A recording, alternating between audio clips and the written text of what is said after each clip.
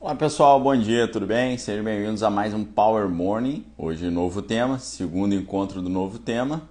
Hoje, o nosso novo tema é Ruth, né? O poder da superação. E a gente hoje o tema é o desafio, tá certo? Muito obrigado a todos aí que estão sempre conosco. Quero lembrá-los que as inscrições para o curso Manual de Sobrevivência do Conservador no século XXI estão abertas e vai ser um enorme prazer contar com a sua presença. O link para as inscrições está na descrição do perfil aqui no Instagram e também na descrição do vídeo aqui no YouTube, tá bom? Mariana Bittencourt falou que achou que eu estava surfando, né? Que eu atrasei aqui. Não, ainda não. Temos que bater o cartão aqui primeiro no Power Morning, tá bom? Obrigado, Mariana. Manda um abraço aí pro Felipe, para toda a família. E aí, pessoal, a gente viu, né, no encontro de ontem que Elimeleque e Noemi, né? Elimeleque é Deus é meu rei, né? Meu Deus é rei, Elimelech, né? E Noomi, que é aquela agraciada, né? Eles foram buscar uma solução na amaldiçoada terra de Moabe e ali tiveram uma sucessão de desventuras, a gente pode assim dizer, né? Ela perdeu o seu marido, né? Noemi perdeu o seu marido.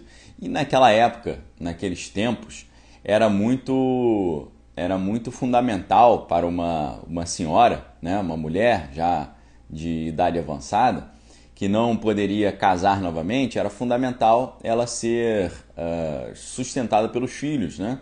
Então ela deposita sua confiança nos seus filhos, acreditando, né, que casando os seus filhos ali talvez com as mulheres estrangeiras daquela região, ela poderia garantir um bom futuro para a sua família na terra, né, dos Moabitas, né? Só que aí o que acontece? Noemi consegue fazer com que seus filhos se casassem, né, o Malom e Quilion. Só que tanto Malom quanto Quilion, assim como seu pai, o pai deles, né, o marido de Noemi, Elimelech, também perdem a vida antes de que pudessem gerar descendentes, né? E aí a gente faz a pergunta, e agora, né? Quem vai poder sustentar Noemi e quem vai poder consolar Noemi, uma vez que os homens da família toda foram embora, né? O seu marido e os seus 2 filhos sem deixar herdeiros. Naquela época uma mulher, ela não tinha sustento próprio, não tinha maneira de garantir o seu próprio sustento, então uma mulher que ficasse sem os filhos e sem o marido ficava numa situação muito delicada, muito complicada, né? Agora, o que é interessante, né? Veja Isaías 47:9. Eu sei que você sabe fazer feitiços e suas feitiçarias são poderosas, mas tudo isso não adiantará de nada. De repente, no mesmo dia, você ficará viúva e perderá os seus filhos. Olha só que palavra estranha e pesada de Isaías 47:9. Você sofreu 2 desgraças, a sua terra foi arrasada pelos inimigos e o conflito e a fome levaram os seus moradores. Quem tem pena de você? Quem procura consolá-la, né? Olha que passagem pesada que mostra aí um exemplo da situação que Noemi estava vivendo, né? Perder o marido e os filhos era uma coisa assim vista como algo que só poderia acontecer com alguém que não tivesse o favor de Deus, com alguém que tivesse alguma espécie de maldição sobre a sua vida, né? Então, desde já, eu digo para você, né? Você pode ter vivido várias perdas, você pode ter vivido várias frustrações, você pode ter perdido um negócio, perdido um empreendimento, um imóvel, um bem. E as pessoas podem olhar para você e falar, caramba, essa pessoa realmente está numa fase ruim, né? Muitos falam assim, é melhor você se benzer, hein? É melhor você procurar aí uma benzedeira e tal, achando que você está numa má fase espiritual. Mas eu digo para você, todo mundo achou isso de Noemi e com Deus ela conseguiu dar a volta por cima e você com Deus pode dar a volta por cima também, ok? E aí, pessoal, no versículo 4, nós ficamos sabendo dos nomes das esposas dos filhos de Elimeleque e Noemi, né? O nome das mulheres, das jovens moabitas que com eles casaram. Nós vemos que uma delas se chama Orfa e a outra se chama Ruth, né? Que dá tema aqui ao nosso encontro de hoje. Os nomes são muito interessantes porque revelam o seu caráter, né? Orpá em hebraico, né? Orpá, que é o nome da órfã, significa aquela que volta as suas costas, né? Aquela que dá as costas. Enquanto Ruth, em hebraico, significa a amiga, tá certo? Então, olha que interessante, mais uma vez, o nome sendo aquele instrumento para você entender o que está acontecendo, o que está por trás. E no versículo 6, a gente tem ali uma revelação interessante ali sobre o decorrer dessa história, né? O versículo 6 diz, né? Então dispôs elas com as suas noras e voltou da terra de Moabe, porquanto nesta ouviu que o Senhor se lembrara do povo, dando-lhe pão, né? Então no versículo 6 o que aconteceu?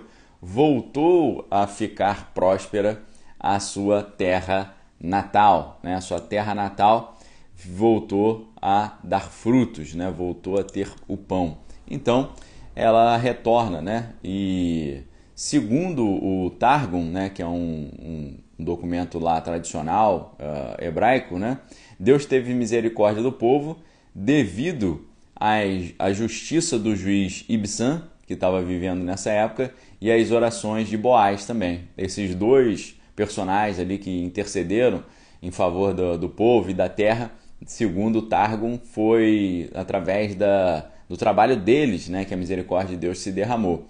O Targum ele envolve ali traduções, paráfrases e também comentários em aramaico da Bíblia hebraica, né, o Tanakh, e foram escritas ali e compiladas, né, em Israel e também na Babilônia, desde a época do Segundo Templo até o início da Idade Média, e o Targum eram escritos ali que eram utilizados, né, para facilitar o entendimento para os judeus que não falavam hebraico como língua mãe, e sim o aramaico, né? Então o Targum são comentários ali, traduções, paráfrases em aramaico para aqueles que não tinham o hebraico como língua mãe, tá bom? Os dois Targumim mais conhecidos são o Targum Onkelos, que é sobre a Torá, e o Targum Yonatan ben Uziel, que é sobre os profetas, né? Os Neviim, ok? Então, pessoal, a jornada de Ruth e de Noemi está apenas começando, né? E aí nós vamos ver esse retorno, essa volta, né? Esse retorno para casa. E aí a Bíblia vai dizer que Ruth saiu com as suas duas noras do lugar onde estivera, e indo elas caminhando de volta para a terra de Judá, disse-lhes Noemi, né? Noemi fez uma proposta, né? Noemi fez uma sugestão. Noemi deu uma dica para as meninas, né? As meninas que a estavam seguindo, porque essas meninas não eram da terra de Israel, eram de Moabe, estavam indo para um país estrangeiro como duas jovens viúvas. E aí a Noemi ela tem um insight, né? Ela pensa assim, eu preciso dar um conselho para essas meninas, né? E aí ela disse para as meninas, né? Voltem para casa, fiquem com suas mães, que o Senhor seja bom para vocês, assim como vocês foram boas para mim e para os falecidos. Ou seja, para que vocês vão voltar a seguir para essa terra estrangeira? Fica na sua terra, procura aí um novo marido, vê se Deus te abençoa, se você consegue achar aí um novo marido e tal, se você consegue dar um novo início aí para a sua vida, né? E é claro que para órfã, seu nome já dizia muito bem isso, né? Orpá, aquela que vira as costas, para ela o conselho foi muito bom. Ela achou legal esse conselho, né? E a Noemi falou, Deus vai permitir que vocês casem de novo e tenham a sua própria casa. Então Noemi se despediu das suas noras com um beijo. Porém, elas começaram a chorar muito alto, né? E disseram ali, não, nós não voltaremos, nós iremos com a senhora e ficaremos com o seu povo. Mas Noemi insistiu, né, para que elas voltassem, perguntou por que vocês querem ir comigo, né? Por que vocês querem ir comigo? Vocês acham que eu poderia ter filhos para casarem com vocês? Voltem para casa, porque eu já estou muito velha para casar novamente, pois ainda que eu tivesse esperança de casar outra vez, ou mesmo casasse essa noite e chegasse a ter filhos, será que vocês iriam esperar até que eles crescessem para que vocês casassem com ele? É claro que não. O Senhor está contra mim, né? Até a Noemi começou a achar isso. E isso me deixa muito triste, pois vocês também estão sofrendo. Aí elas começaram a chorar novamente, né? Então a Orfa se despediu da sua sogra com um beijo, perdão, e voltou para o seu povo, né? Então Orfa, ela cumpriu ali o que o seu nome já dizia, né? Ela deu as costas para Noemi e foi embora. Mas a Bíblia diz que Ruth ficou. Ruth ficou, né? E aí disse, veja, disse Noemi, a cunhada voltou para o seu povo e para os seus deuses. Volte também para casa com ela, né? Então você vê que aqui esse retorno para Moabe não é apenas um retorno para sua terra natal, é um retorno para sua antiga vida espiritual, né? Para o seu culto antigo aos deuses de Moabe. E só que o que acontece, né? Ruth falou, não me proíba de ir com a senhora, nem me peça para abandoná-la. Onde a senhora for, eu irei. Onde morar, também morarei. O seu povo será o meu povo e o seu Deus será o meu Deus. Onde a senhora morrer, eu morrerei também, ali serei sepultada. Que o Senhor me castigue se qualquer coisa, a não ser a perda da minha vida, separar da senhora. Como Noemi viu a determinação em Ruth, que Ruth estava mesmo resolvida a ir, não disse mais nada, ok?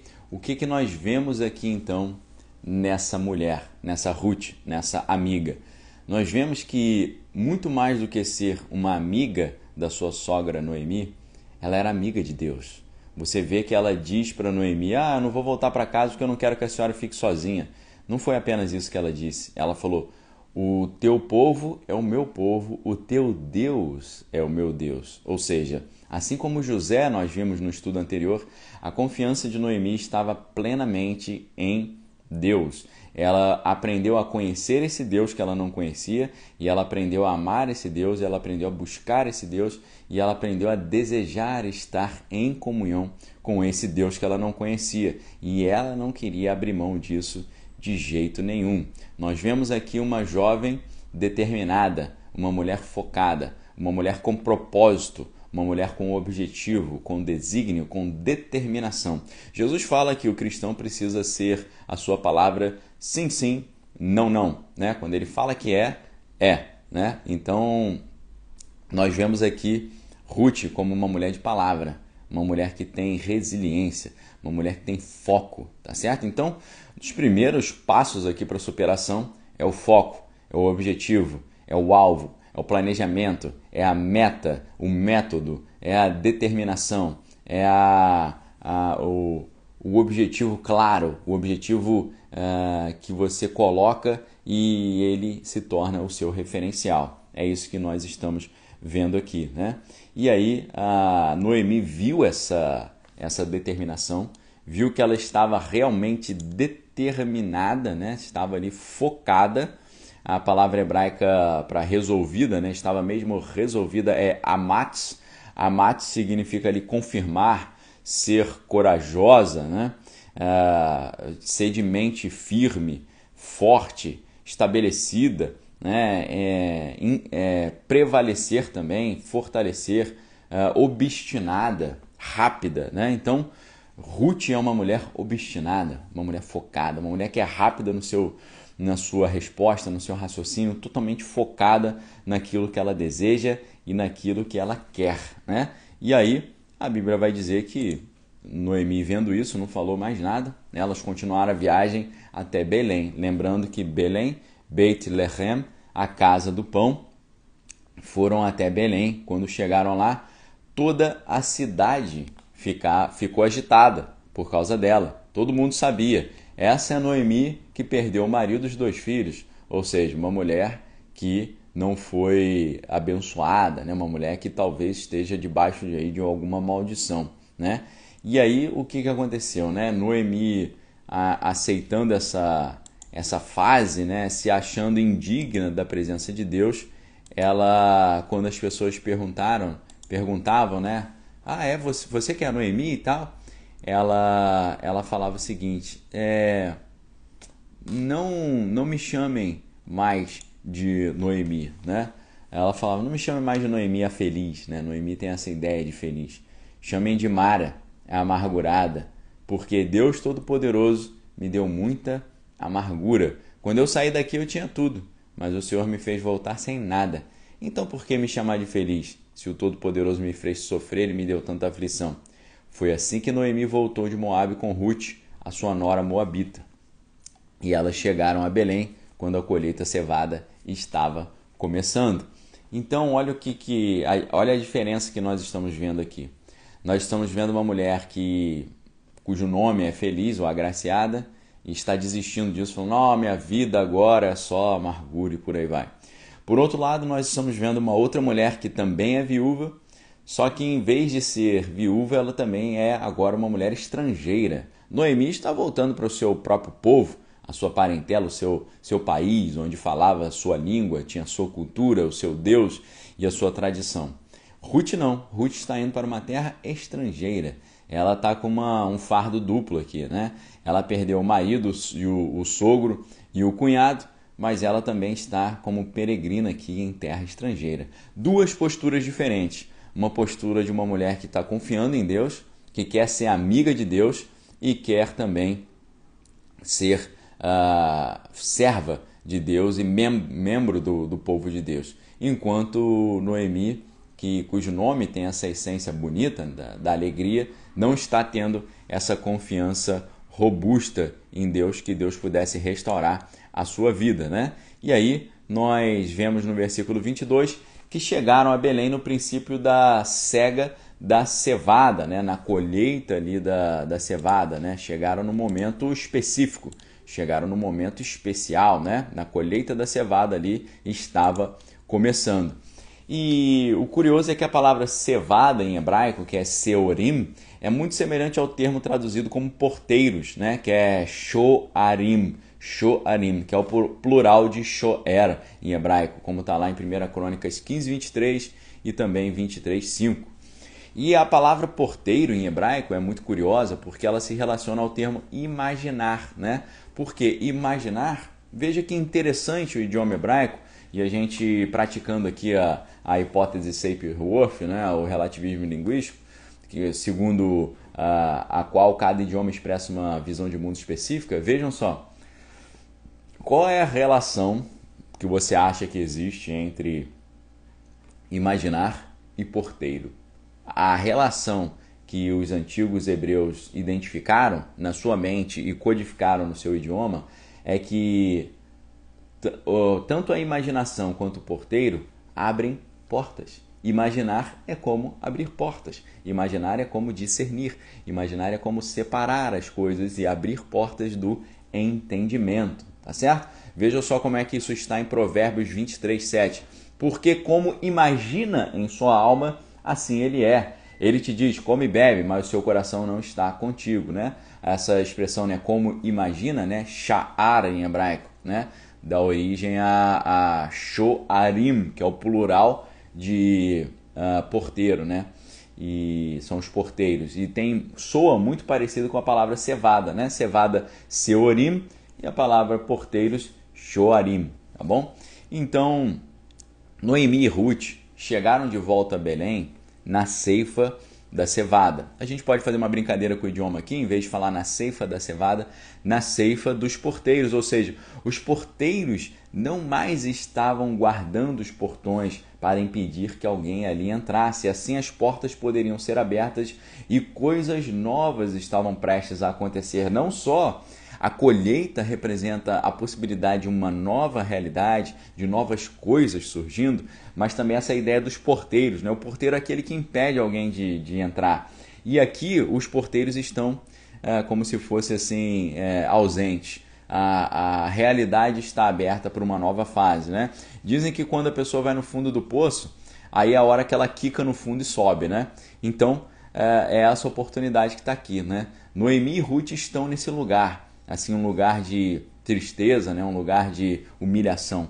Mas enquanto Noemi está ali aceitando essa realidade, Ruth está completamente focada nesse Deus que ela aprendeu a amar e cultuar, e está focada que ele pode trazer novas coisas, novas portas se abrindo, coisas novas estavam surgindo, novas oportunidades, novas esperanças, um novo futuro, né? Olha que interessante, quando o povo de Deus estava ali para entrar na Terra Prometida, Deus ordenou que eles prestassem muita atenção a primeira colheita do trigo. Está lá em Levítico 23, diz assim: quando vocês entrarem na terra que eu estou lhes dando e fizerem a primeira colheita de trigo, levem ao sacerdote um feixe do que colherem. No dia que vem depois do sábado, o sacerdote apresentará esse feixe de trigo a Deus, o Senhor, para que ele aceite vocês. Tá certo? Essa colheita estava associada também à ideia de Páscoa, como está lá em Levítico 23:5, que foi celebrada para agradecer a Deus pelo livramento da morte. Noemi e Ruth, elas permaneceram vivas ali, por isso deveriam glorificar a Deus, assim como entregar ao sacerdote um feixe para que Deus as aceitasse, ok? Então, nessa fase da história aqui, nós vimos duas coisas importantíssimas.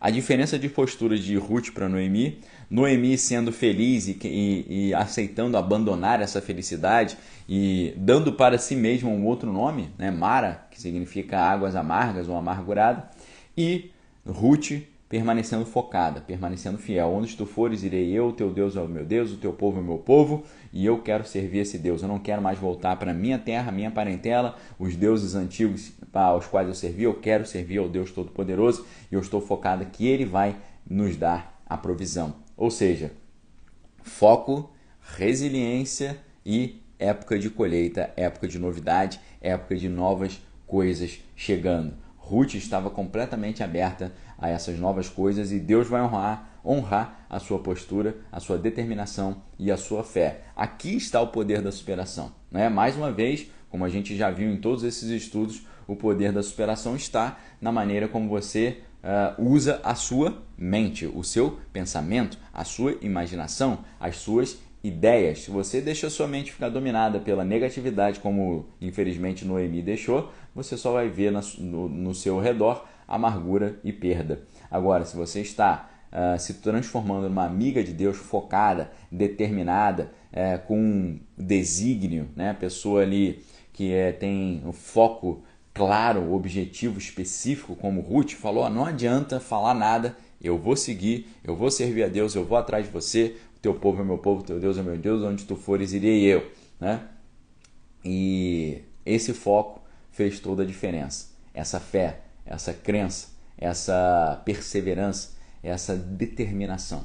Duas mentes diferentes, dois resultados diferentes, dois destinos diferentes. Uma mulher em terra estrangeira tendo foco em Deus e fé num Deus que não é o Deus dos seus pais, e outra voltando para o seu lar achando que dali nada de bom sairia. Mas era época de colheita, e época de colheita é época de coisas novas, amém? É o que eu profetizo na sua vida hoje: colheita, coisas novas, foco, determinação, garra, planejamento e um objetivo claro e específico para que você possa seguir adiante diante dessa vocação aí que Deus colocou sobre vocês, ok? Amanhã a gente volta com mais um estudo, parte 3 do estudo de Ruth, Poder da Superação, e a gente lembra a vocês que as inscrições para o curso Manual de Sobrevivência do Conservador no Século XXI estão abertas e eu convido você para também, às 17 horas dessa semana, só de hoje até sexta-feira, eu estou fazendo lives aqui no Instagram e também no meu canal do YouTube Daniel Lopes, contando um pouco da minha jornada, da minha trajetória, né?